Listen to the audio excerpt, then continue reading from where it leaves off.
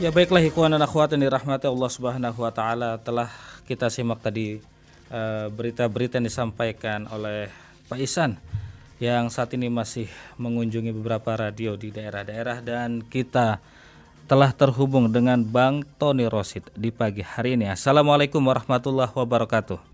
Waalaikumsalam warahmatullahi wabarakatuh. Kabar sehat dan baik Bang Tony ya di pagi hari Alhamdulillah ini. sehat walafiat. Baik, dengan Nabi Agus dari Radio Silaturahim ditemani operator ada Bung Fahri yang telah menyiapkan berita sedari pagi. Baik Bang Tony, ada beberapa pertanyaan yang kami akan ajukan ke Bang Tony Rosid. Yang pertama adalah kemarin hari Senin tanggal 23 Januari 2023 tentunya, ini Sekber Gerindra PKB telah resmi berdiri.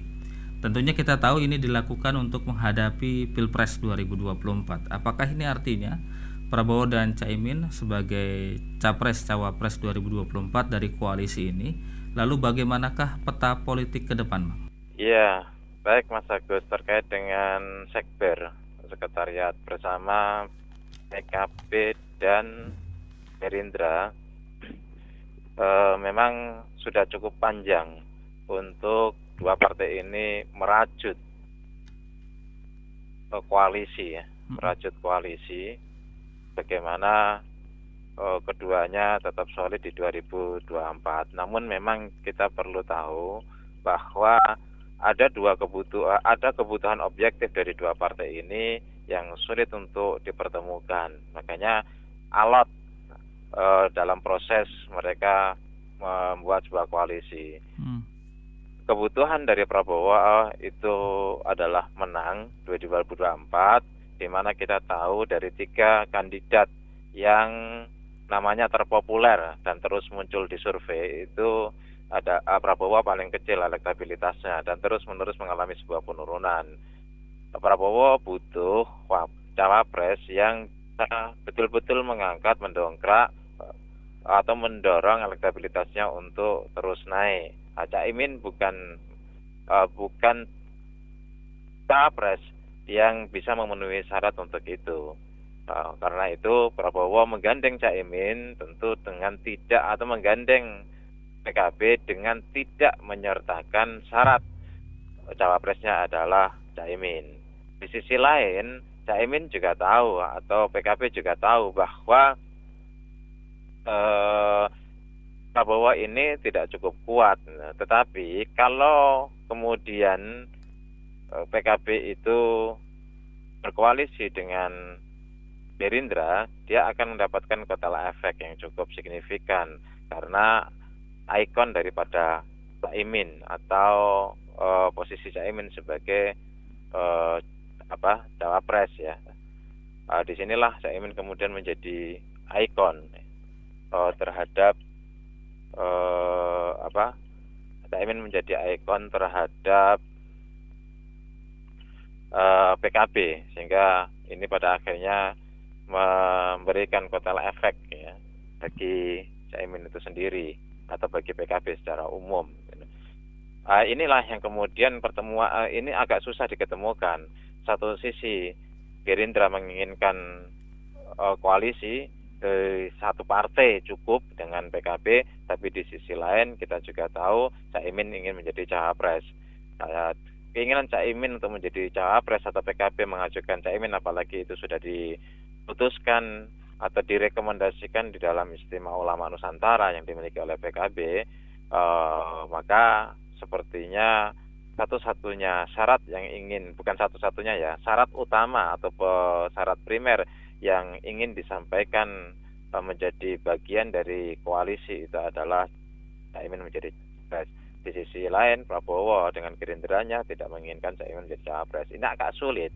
Kondisi kebutuhan objektif masing-masing partai itu tidak ketemu.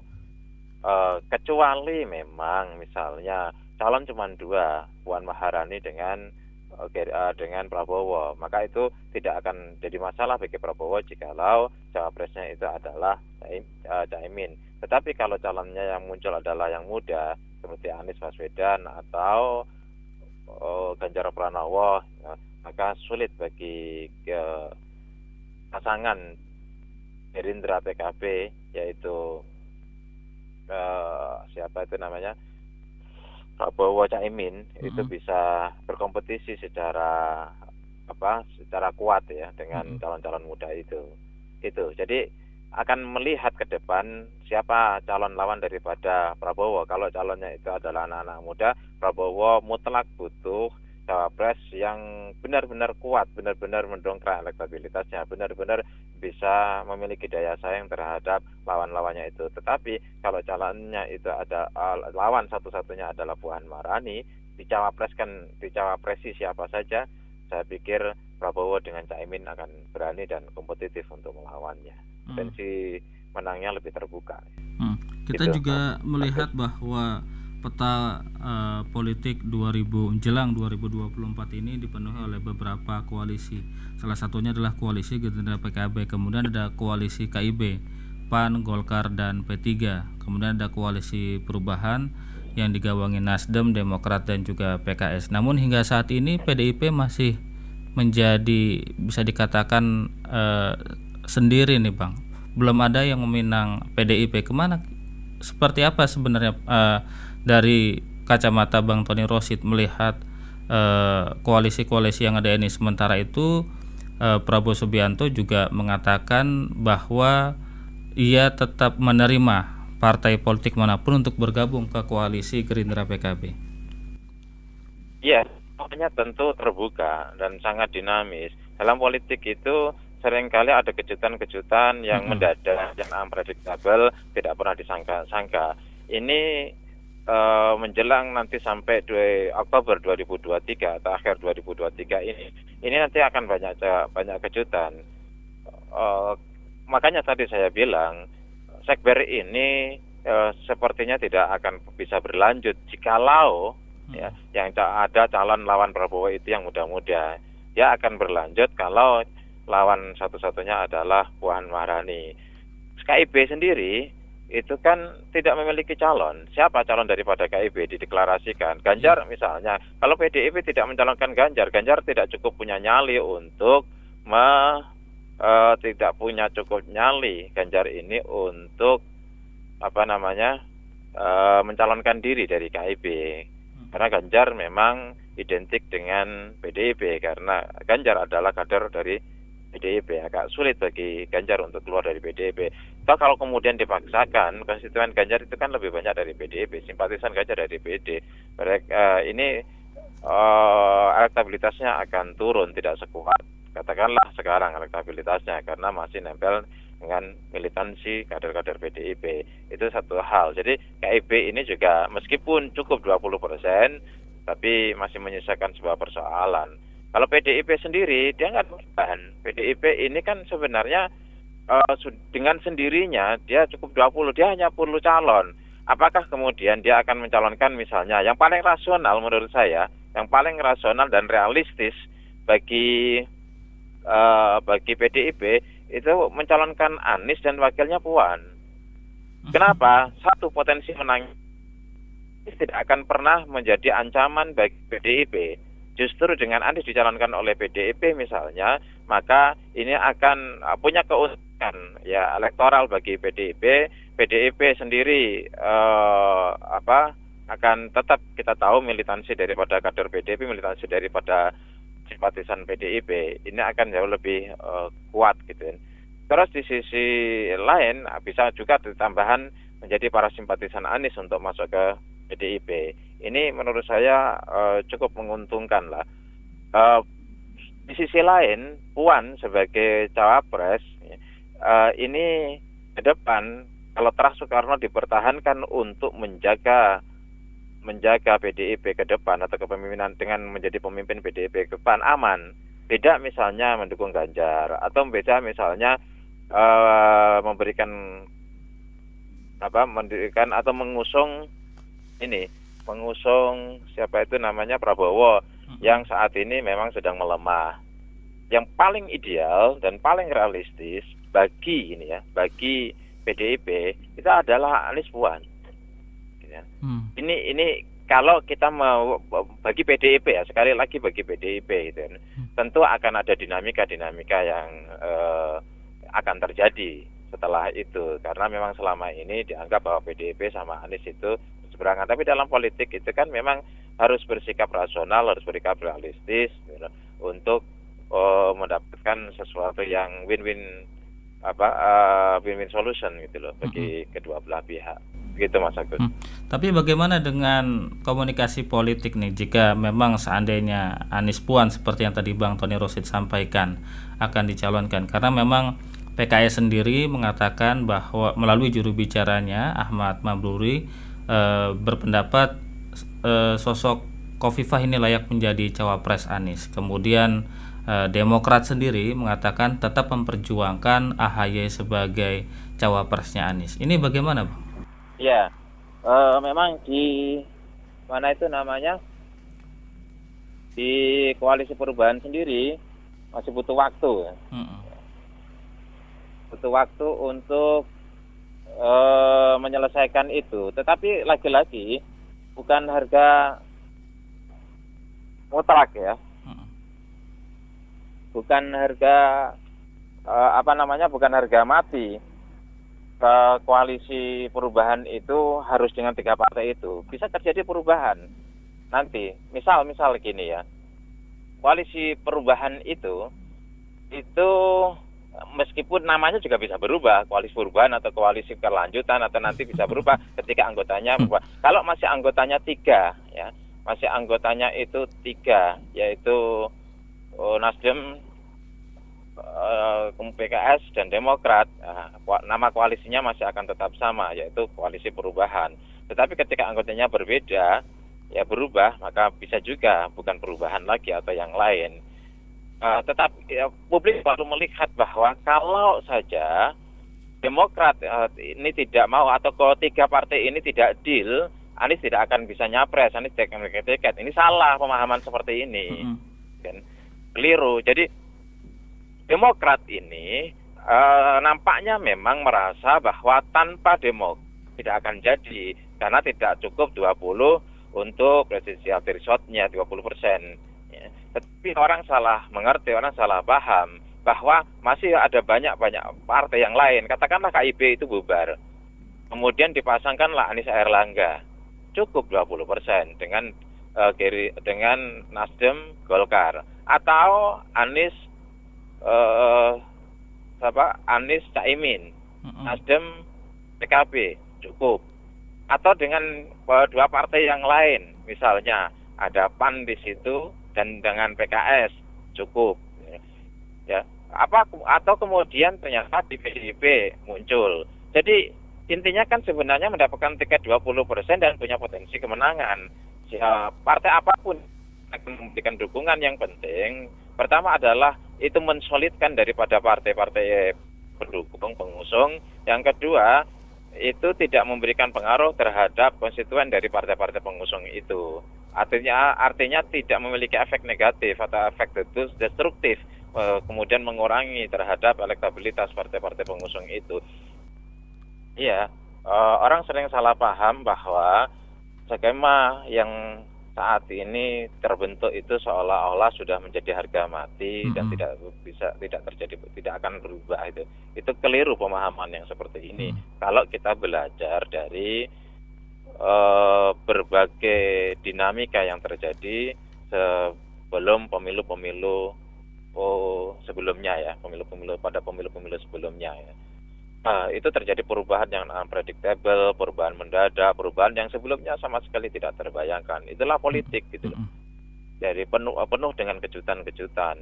Kan kalau sekarang PDIP dia sendiri, terus ada koalisi perubahan, ada KIB, ada sekretariat sama PKB dan Gerindra.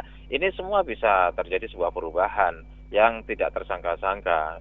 Kalau kemudian Anies PDIP, Anies diusung oleh PDIP, ini kan semua peta akan berubah.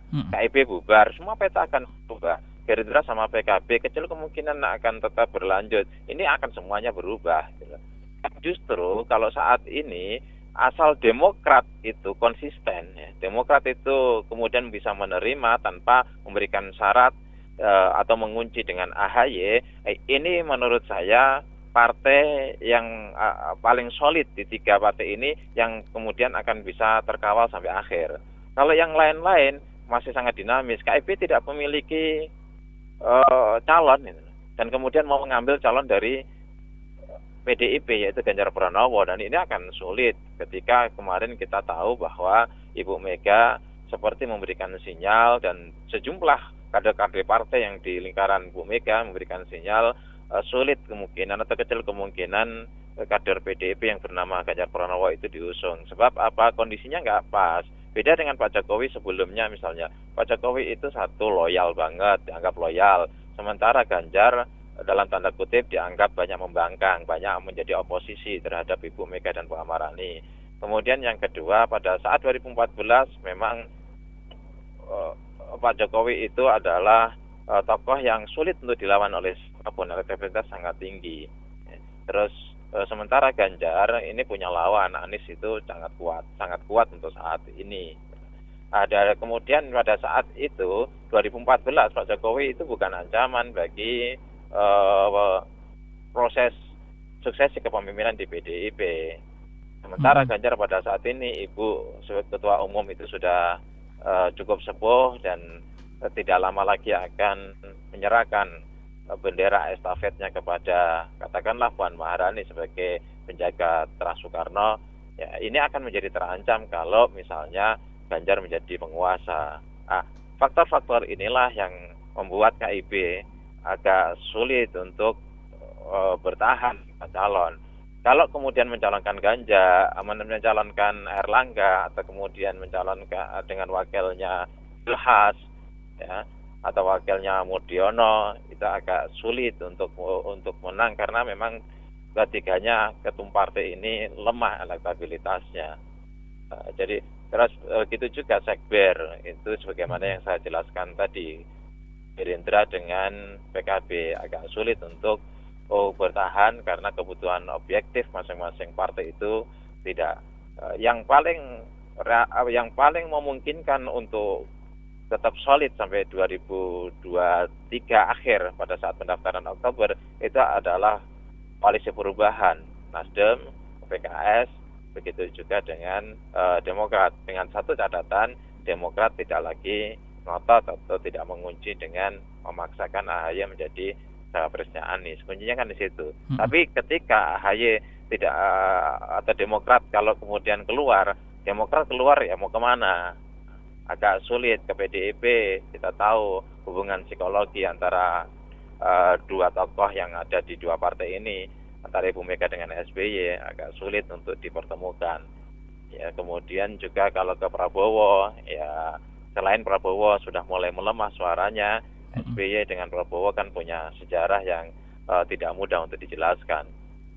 Mau kemana lagi kira-kira? Mau ke KIP dia datang belakangan, padahal ini partai punya 7% suara, akan tidak dianggap gitu. Misalnya seperti itu. Begitu Mas Agus. Baik, terlepas dari peta koalisi partai politik yang ada saat ini, Bang Tony, kemarin kita juga dikejutkan dengan usulan perpanjangan masa jabatan kepala desa yang muncul ketika aksi demonstrasi digelar pada hari Selasa lalu di depan gedung DPR RI.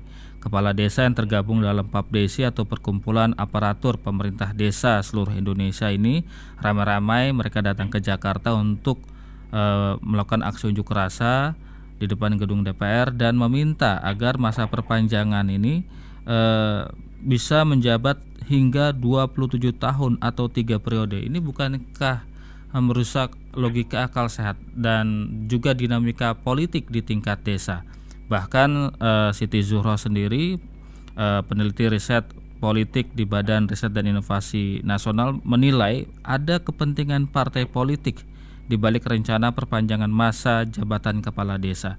Bang Tony Rosid, bagaimana Abang melihat ini, Bang? Iya, ini kan kadang-kadang kita ikut prihatin ya. Iya. Ini dipicu oleh usulan Presiden 3 periode yang kemudian mendorong lahirnya inspirasi dari kepala-kepala desa. Kalau Presiden bisa didorong untuk 3 periode, kenapa kita tidak juga usul? Soal nanti hasil atau tidak urusan belakang. Iya. Dalam kondisi seperti ini akan bisa dimanfaatkan oleh capres, oleh oleh partai, kan? Karena mereka adalah tokoh-tokoh yang real berada di tengah-tengah masyarakat, tengah-tengah pemilik suara yang bisa memberikan pengaruh, dan pada akhirnya itu akan dimanfaatkan. Dengan begini akan ada kolaborasi dengan partai-partai politik. Oke, aku perjuangkan, tapi kalian memperjuangkan partaiku, memperjuangkan calegku. Akan aku perjuangkan, tapi kalian mendukungku menjadi capres. Ini kan pada akhirnya yang menjadi pertimbangan adalah politik pragmatis, kepentingan pragmatis, bukan kepentingan untuk bangsa. Apalagi kita tahu bahwa biasanya kepala desa itu, kepala desa yang dipilih oleh rakyat ya, itu jarang yang 2 periode. 1 periode selanjutnya masyarakat kecewa, ganti periode yang lain, mengganti pemimpin yang lain atau kepala desa yang lain. Jarang sekali kepala desa itu menjabat 2 periode. Nah, karena itu mereka menginginkan untuk mendapatkan perpanjangan ya masa jabatan mereka. Ya. Kalau kemudian dipilih beberapa kali, gitu, dari mereka sendiri sebenarnya kalau dipilih beberapa kali tidak terlalu, kecuali bagi mereka yang kuat. Ya. Nah, ini betul-betul merusak pada demokrasi, dan pada akhirnya ujung-ujungnya kalau sampai kemudian ini diakomodir, ya pengen kembali seperti Orde Baru seumur hidup. Ya, dulu kenapa Orde Baru itu bisa panjang dan dikondisikan untuk memperkuat Golkar, ya lurahnya di seumur hidup. Dibuat dengan lurah seumur hidup, maka mereka menjadi agen untuk menjaga elektabilitas dari Golkar pada saat itu, bukan menjadi partai tapi golongan karya atau Golkar pada saat itu yang menjadi kekuatan elektability ke rakyat oleh Orde Baru. Dan ini mau dibuat skema-skemanya nggak karuan kayak begitu. Jadi stoplah presiden 3 periode, stoplah perpanjangan masa jabatan. Itu sesuatu yang sangat tidak rasional, sesuatu yang ditolak menurut survei oleh rakyat mayoritas. Itu yang akan membunuh semangat reformasi kita. Stop. Karena itu juga berdampak, efeknya sebagaimana yang kita tahu, akhirnya semua minta perpanjangan, lurah minta perpanjangan, nanti ini akan menular kepada yang lain, minta perpanjangan semuanya, dan ini menjadi tidak demokratis bagi kita, karena kita sudah membuat sebuah pilihan bahwa politik kita adalah politik menganut sistem demokrasi. Jangan dirusak dengan ambisi-ambisi atau harus pragmatis yang pada saat ini sejumlah pihak merasa buntu untuk melanggengkan kekuasaannya, sejumlah pihak merasa buntu untuk melanggengkan nafsunya menguasai menu-menu kekuasaan di negeri ini. Ya.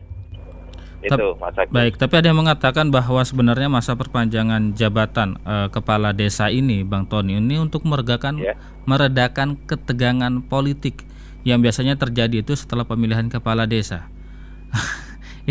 ini ya, alasan yang dibuat-buat atau bagaimana? Alasannya adalah meredakan ketegangan politik, nggak usah ada pemilu. Oh gitu ya, mudah saja ya. Gimana? Ya, itu semua akan bergantung kepada kematangan dan kedewasaan para politisi. Para politisi kita ini kan demi kepentingan sesaat, kepentingan jangka pendek, kepentingan pragmatis, ya, menghalalkan semua cara, isu-isu yang kira-kira membuat konflik itu diciptakan. Ya, contoh lah misalnya, saya bukan orang partai ya, ini contoh, PKS Wahabi, gitu kan? Itu kan nggak masuk akal. Mana ada datanya, mana ada faktanya, tapi terus-menerus diungkapkan oleh tokoh-tokoh masyarakat, oleh lawan politik, gitu kan? Ini kan sebenarnya yang disebut dengan the function of social conflict, menciptakan sebuah konflik untuk kepentingan-kepentingan tertentu. Di sisi lain juga ada Anies, itu satu sisi dianggap Syiah, di sisi lain dianggap Wahabi. Wahabi dengan Syiah itu kan musuh bebuyutan. Kenapa Anies dianggap punya dua ideologi seperti itu, bahwa Anies Wahabi sekaligus Syiah, kan lucu gitu. Ya, tetapi masyarakat lagi-lagi secara umum memang preferensinya psikologis, bukan preferensi rasional, tidak menggunakan rasionya di dalam menanggapi, merespon sebuah isu untuk menjadi pada akhirnya pilihan politiknya. Nah, elit-elit politik inilah yang kemudian memainkan. Mereka tahu bahwa itu tidak sesuai dengan fakta. Mereka tahu bahwa itu hoax. Mereka tahu bahwa datanya tidak begitu, tapi terus dilakukan demi kepentingan. Nah, ini langsung kemudian yang disebut dengan black campaign, menciptakan fitnah-fitnah dalam rangka untuk kepentingan politik. Dan ini memang elit kita itu seperti itu gitu loh. Dalam pertarungan isu politik selalu menggunakan fitnah-fitnah. Ya. Dan masyarakat kita juga kemakan fitnah. Jadi seolah-olah ini adalah inilah strategi yang paling jitu untuk dilakukan kepada masyarakat yang awam. Ya, ini adalah dosa terbesar para politisi selalu membuat seperti itu. Ya, kita masih ingat pertarungan antara PKB dengan P3 di sejumlah wilayah pada awal-awal berdirinya PKB pada saat itu. Itulah elit-elit politik kita yang perlu belajar. Ya, jadi kalau kemudian kita mengkhawatirkan bahwa pemilu itu akan menciptakan keterbelahan, bukan pemilunya, elitnya. Jadi inilah sederhananya. Kalau ada seorang anak kecil, ya 2 anak gitu, itu bertengkar, ya padahal ini kandung, ya jangan salahkan anak itu, salahkan bapaknya gitu loh. Kalau bapaknya ngomporin yang satu, kamu sikat aja kakakmu itu gitu. Ya akan bertengkar terus. Tapi coba nak, kalian itu saudara kandung, gitu kan, harus akur, harus saling mendukung. Kemudian mereka diperlakukan secara sama, perlakukan secara adil, yang satu dikasih 10.000, yang lain dikasih 10.000, yang satu dikasih senyum, yang lain dikasih senyum, yang satu diajak ke mall, yang lain diajak ke mall. Perlakuan ini sama, sikapnya sama, tidak memberikan dukungan kepada satu dan kemudian memusuhi yang lainnya. Saya pikir ini tidak akan terjadi keterbelahan. Kalau kemudian mereka konflik mudah diredakan. Tapi kalau bapaknya menjadi kompor, bapaknya mendukung satu dan kemudian memusuhi yang lain, ya inilah sebenarnya sumber dan biang kerok daripada konflik itu. Iya. Jadi kalau orang sudah dipilih menjadi kepala desa, sudah dipilih menjadi gubernur, sudah dipilih menjadi bupati, wali kota, bahkan sudah dipilih menjadi presiden, dia adalah pemimpin seluruh rakyatnya, seluruh warganya, bukan pemimpin pendukungnya saja. Kalau dia menampakkan diri, mengesankan bahwa dia adalah pemimpin pendukungnya, inilah sumber konflik, inilah biang kerok konflik. Gitu. Betul, Bang. Begitu, Mas Agus. Iya. Jadi jangan salahkan pemilunya. Apalagi kalau kemudian ada intervensi kepada panitia pemilu, kepada KPU intervensi, kepada Bawaslu intervensi, aparat digunakan untuk melakukan intervensi. Nah, inilah biang kerok konflik, inilah biang kerok perpecahan bangsa, inilah biang kerok keterbelahan. Jadi masyarakat itu salah melihat keterbelahan bangsa itu politik identitas, bukan. Keterbelahan masyarakat, keterbelahan rakyat itu bukan politik identitas, itu hanya isu saja yang dimainkan. Bukan karena ada radikalitas, nggak ada itu. Indonesia itu sangat toleran, masyarakat Indonesia itu sangat toleran. Apakah itu berbasis etnis, berbasis kelompok, berbasis organisasi, atau kemudian berbasis agama, apalah, sangat-sangat toleran gitu loh. Tapi elit-elit yang jumlahnya kecil inilah yang kemudian terus mendorong terjadinya konflik dan merawat konflik itu, yang kemudian disalahkan yang lain. Jadi konflik itu terjadi, keterbelahan itu terjadi karena banyak pemimpin kita yang ketika menjadi pemimpin tidak memiliki jiwa kenegarawanan.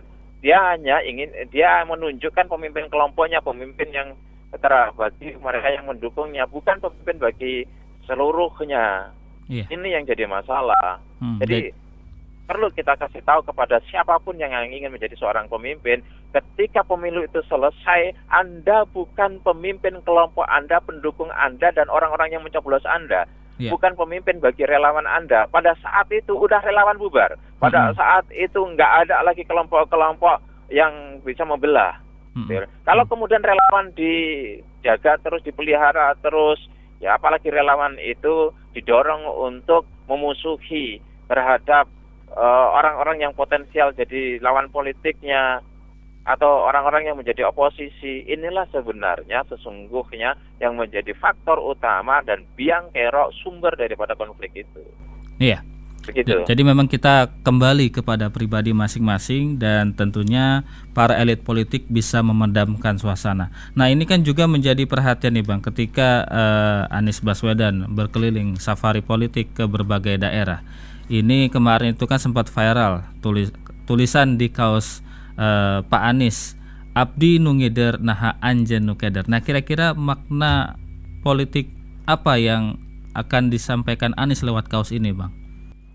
Oh iya, kita dia membaca buku sekaligus adalah kopi. Itu artinya menunjukkan bahwa Anies mengapresiasi terhadap kinerja dari PT KAI telah membuat public transportation begitu nyaman gitu.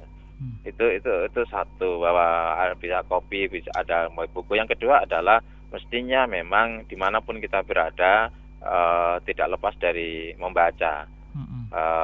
Di antaranya adalah baca buku. Buku ini akan menjadi jendela bagi perubahan setiap orang yang membacanya.